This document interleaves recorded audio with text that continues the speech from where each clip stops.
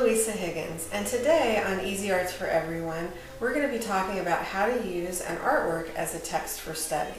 And please remember to subscribe to our channel, and then you'll get our videos just as soon as they're made available.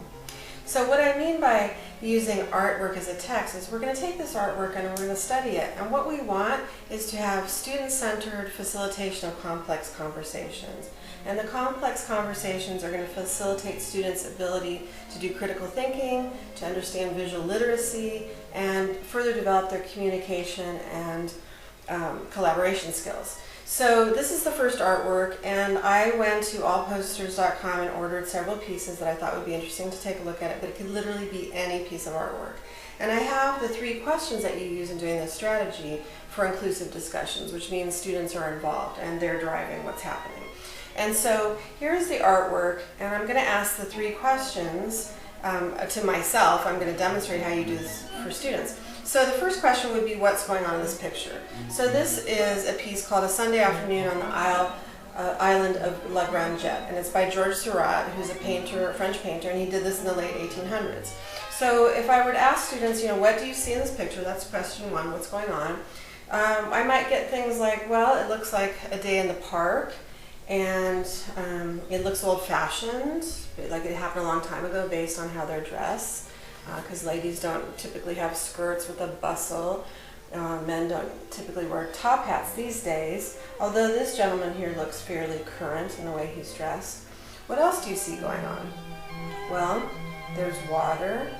There's a lot of sailing going on, although this looks like, a student might point out, this looks like a steamship because there's a smokestack and smoke coming out. And what else? So this would go on for some time until you've exhausted all of the things that students want to say about it. They might notice the pets. Curiously, there is a monkey in this picture. They might also notice the style of the painting, which is called pointillism, where it's an impressionist style and it's done with little points of paint.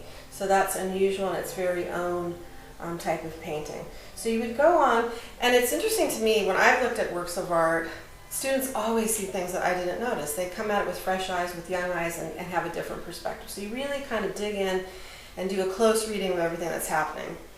And then, when they have given you some feedback, the second question you'd ask is, what do you see that makes you say that? So you're asking them to provide evidence. So if they say something like, well, this looks like a very active waterway, and you say, what do you see that makes you say that? Well, there's rowing going on, and there's a steamship, and there's sailing, and so forth. So they make an observation, but they also give you some evidence of why they made it.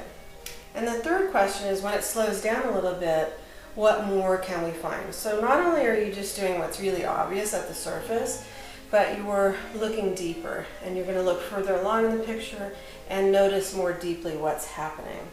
It's really important, I noted down here, that you give wait time. So it's not about you just clicking along really fast. You give students time to really, I would give them a minute or 2 actually at the beginning before you even start the question, just to look at it, and then give them time to answer. Also, at the end, when you've completed with this observation of the piece, the teacher can summarize in a few sentences everything that was said about the painting. And finally, as an exercise, you could have the students write 2 or 3 sentences based on everything that was discussed as a group. And you can even get into the light of the picture, the color, what is the feeling of the picture, and so forth.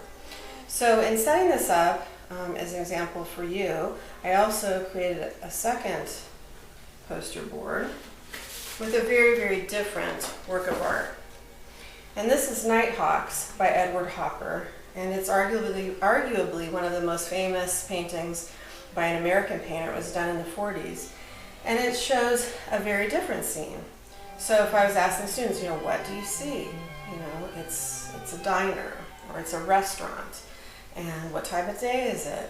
They might suggest that, and what type of setting is that? And you can see it's radically different than the other painting, which was at a park and during the day, and it was kind of idealistic and easygoing. And this is a very much more intense painting in style and what's happening in the scene.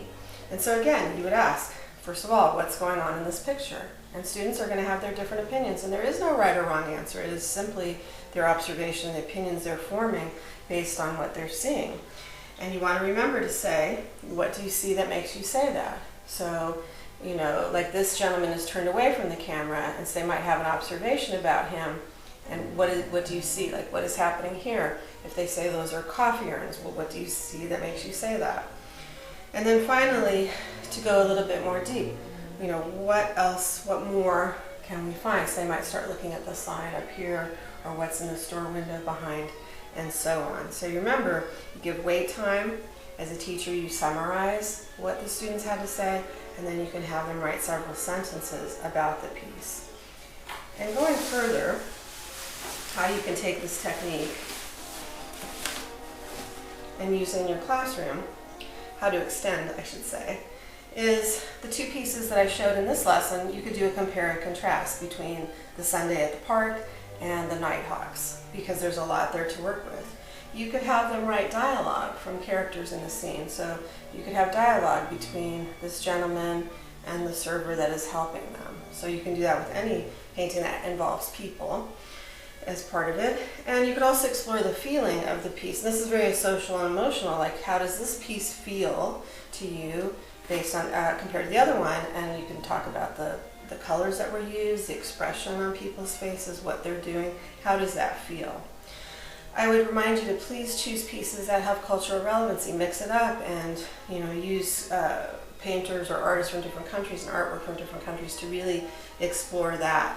And also, it's important to know that you can choose an image that goes with any topic of study. So if you had a particular book that you were reading, literature, you could find an image that went with that. You could have something that went with science, a concept, or math would be a little bit more challenging, but literally everything that there is out there, you can find a picture that goes with, and you can put it up. I've done this like on a foam core board, but you could do it on a slide in the classroom. And this certainly translates well to visual distance learning, because you can create slides and ask questions and have students generate that. So I also find it's really helpful for second language learners, because it really draws them out and gives them something to work with that's just not just a text.